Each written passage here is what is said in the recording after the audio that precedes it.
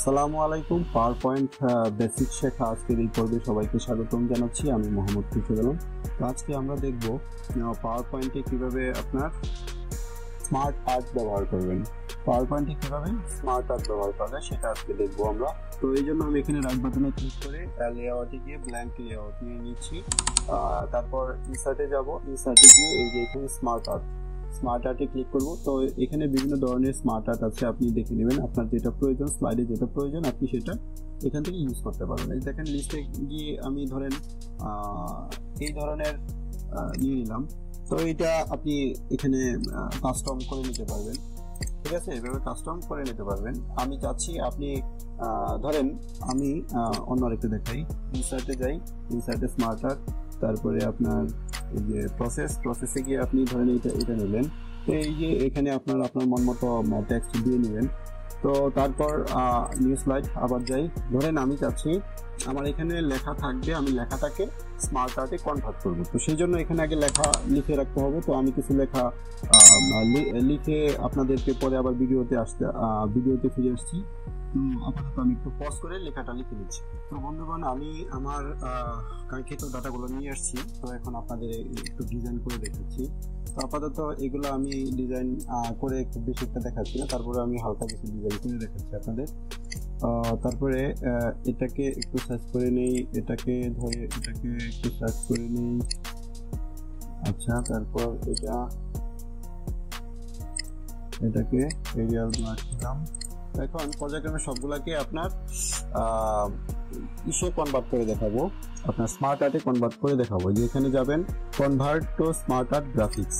তো এখানে আপনি প্রথমটা কি ছিল? প্রথমটা ছিল হায়ারার্সি, অর্থাৎ হায়ারার্সি যেটা এই যে অর্গানাইজেশনাল চার্ট, এটা সিইও, আপনার সিইওর অধীনে ভিআইপি মার্কেটিং, তারপরে ওনার নাম এই যে সারা খান, তারপরে VP of sales Mina Das, marketing manager Jony Islam. তো এটাকে আমি চাচ্ছি হায়ারার্সি। এই যে এখানে যাবেন মোর স্মার্ট গ্রাফিক্স, এখানে যাওয়ার পর হায়ারার্সি কোথায় আছে? এই যে হায়ারার্সি, এটা এই যে এটা ট্রি আকারে আছে, এটাতে আপনি ক্লিক করবেন, ওকে দিবেন, এই চলে আসছে। তো এই যে আমি আপনাদের একটু জুম করে দেখাচ্ছি, দেখেন এটা কিন্তু এই যে আপনার এরকম ভাবে আছে, ঠিক আছে?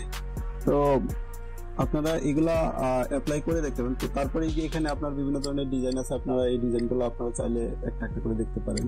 আপনি চাইলে যে এখানে নতুন করে আবার শেপ দিতে পারেন, এইভাবে আপনার দরকার হয় আরো নিতে পারবেন।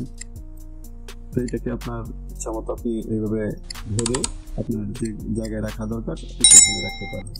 তো এইভাবে আপনি স্মার্ট আর্ট তৈরি করতে পারেন। এছাড়াও আমি এগুলা আরো আপনার বিস্তারিত পরবর্তীতে ক্লাস আরো নিব, আমি দেখাবো। এগুলো আপনি কালার পরিবর্তন করতে পারবেন ইচ্ছা করলে, আপনার মন মতো আপনি কালার দিতে পারবেন, ঠিক আছে?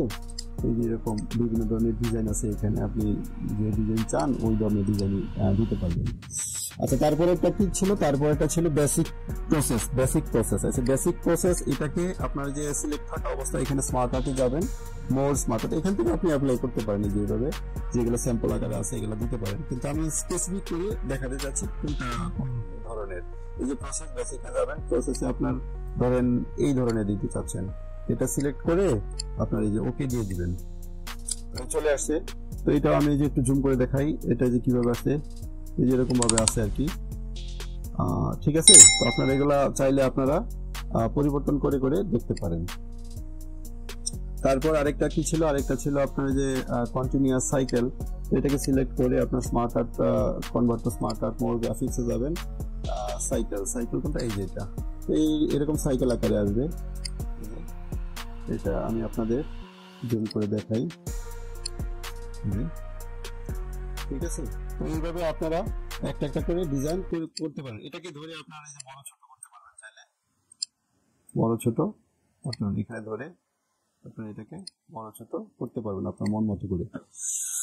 আচ্ছা, ঠিক আছে। তারপর আর কি ছিল? তারপর এগুলা ধরেন এটা আপনি যদি আরেকটু ফরম্যাট করেন, তো আমার যে ব্র্যান্ড কালার যেটা আছে আমি যদি ইউজ করি, আর এটা ফরম্যাট ব্যাকগ্রাউন্ডে যাই,